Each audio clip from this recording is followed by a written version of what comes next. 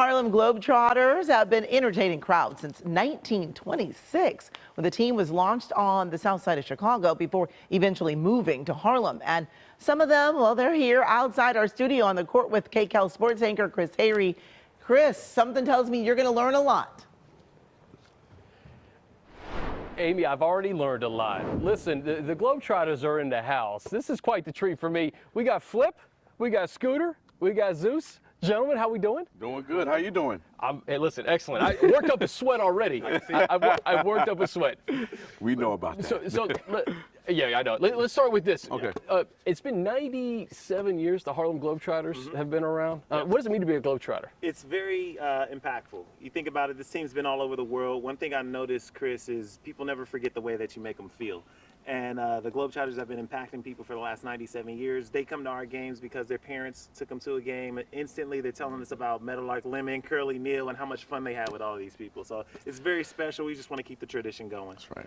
Scooter's the vet. He's the savvy vet. Yeah. I am 18. What's it been like 18 years as a Globetrotter? That's right. It's been by far the best basketball experience I've ever experienced in my life. You know, I get the chance to travel the world, do something I love to do, and create memories that last a lifetime. Yeah. So I wouldn't change anything, man. I mean, just we get a chance to make other people feel good, and that's the best gift that we can give back, is making people smile. And Flip, you're from Northridge, right? Yeah, not from Northridge. I live in Northridge. You live? So you're familiar with the LA basketball scene. You've been doing this for over a decade. What's it been like for you, this experience? Oh, it's been wonderful. Besides being handsome, I'm an excellent basketball player.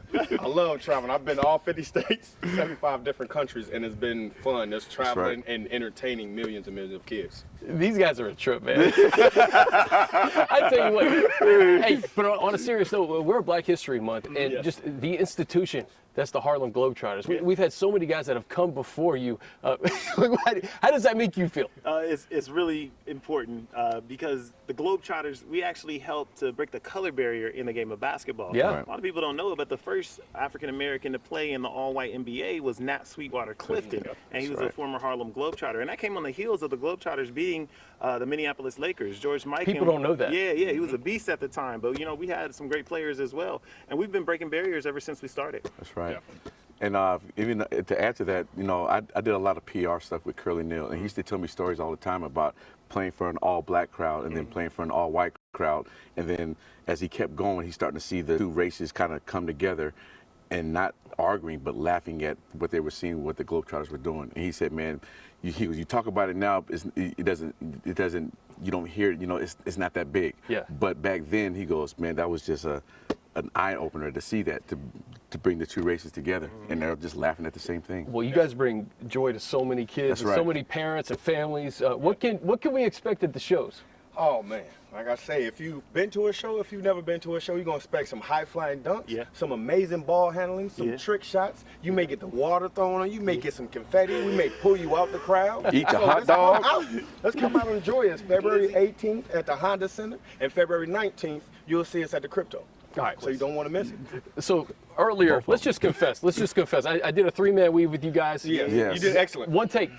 One take. Yeah, you got something else for us you can show the crowd, though, so before every game we have this thing we do called the Magic Circle. Yeah, let me get out of the Magic Circle. We only got 3 people, so we're going to do the Magic Triangle. Oh, ow. Oh, I'm going to just go ahead and do that. You know what? I'm going to do this, too. I'm going to do this one, too. I'm going to go ahead and just give it to you. You know what? Go ahead and give it, man. That's my best pass right there. Ooh, hey. Oh.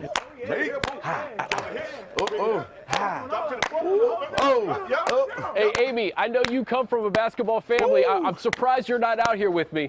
I need you out here with me, Amy. Come on. Well, you know, Chris, someone else mentioned that I should be out there. Someone who saw you trying to do that three-man weave circle said that, well, might not be as successful as you. I hear people are talking about it. Yeah. I'm not so good at favorable talk either. I know who told you that. Chris, thank you so much. I appreciate it. Oh, so cool. So cool. Hey.